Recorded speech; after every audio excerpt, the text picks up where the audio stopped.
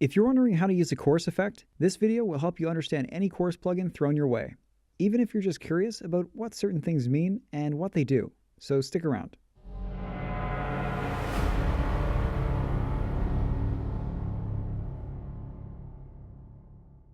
Hey everyone, Jake from Transverse Audio here.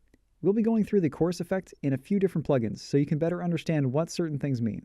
This will show you the similarities between different versions of this effect, as they all generally follow the same principles. A chorus effect takes an individual sound and replicates it with very similar pitch and time. This can make a single instrument sound like several, really thickening the sound and even adding warmth. In its most basic form, a chorus effect is when multiple sounds that are practically the same are played together to sound like one.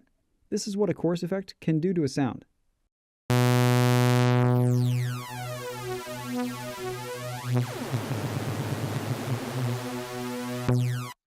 Now, even though I wasn't using the actual effect, the voices are replicated and detuned in a very similar way. Listen to this.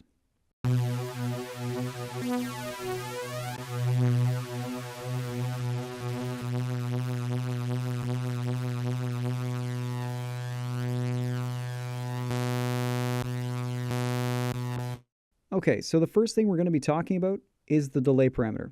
This part of the effect makes the delay more or less noticeable, but isn't quite as powerful as an actual delay plugin. It does this by controlling how much of the delayed copy of the input or sound is mixed with the original input signal. This is usually modulated by an LFO or low frequency oscillator. The value of this feature is in milliseconds, and the more delay you use, the wider the sound will be. I'll show you what I mean. Down here it might sound a bit narrow, and as we move up, you'll notice it getting wider and wider.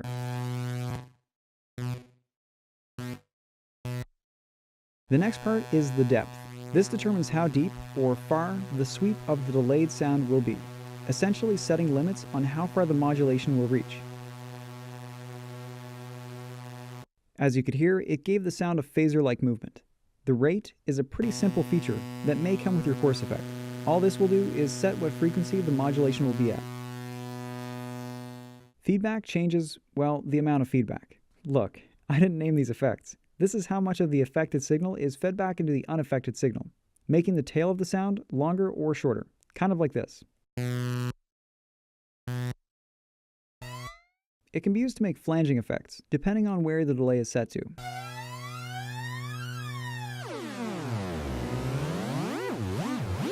If your chorus effect has this option, using the dual mode will typically double the already existing process your plugin uses to affect the sound. When turned on, the chorus effect will make a richer and thicker sound. Now, to be honest, I really don't know how this thing works in regards to an effect chain.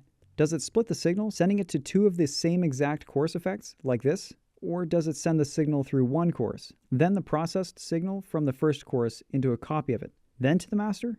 If you know anything about this, let me know in the comments below. This seriously blows my mind. Controlling how the output signal will interact with a playback device, like headphones or speakers, is done through the width parameter. Setting it to 0 will put it in mono, which is the same signal sent to all speakers. As you turn it up, the stereo width will increase, widening the sound. The last part of the chorus effect is the dry and wet value. As with pretty much all plugins in audio production, this determines how much of the original signal will be mixed with the affected sound in regards to gain or volume. When referring to dry in audio, this means the signal is unprocessed, and in this case, it's essentially bypassing the chorus. The wetness of a signal determines how much of the effect is applied to the output.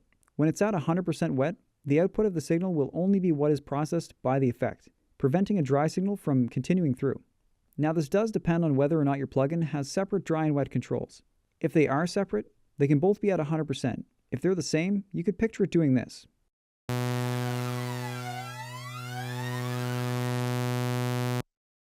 This is what it sounds like at 100% dry and at 100% wet. That's the essentials of what a typical chorus effect will include, but not every one of them has all the effects listed. You should now be able to open up any chorus effect and know how to use it, even if you've never touched it before. Don't forget to subscribe and ring the bell button to get notified when a new video is uploaded. As always, thanks for watching.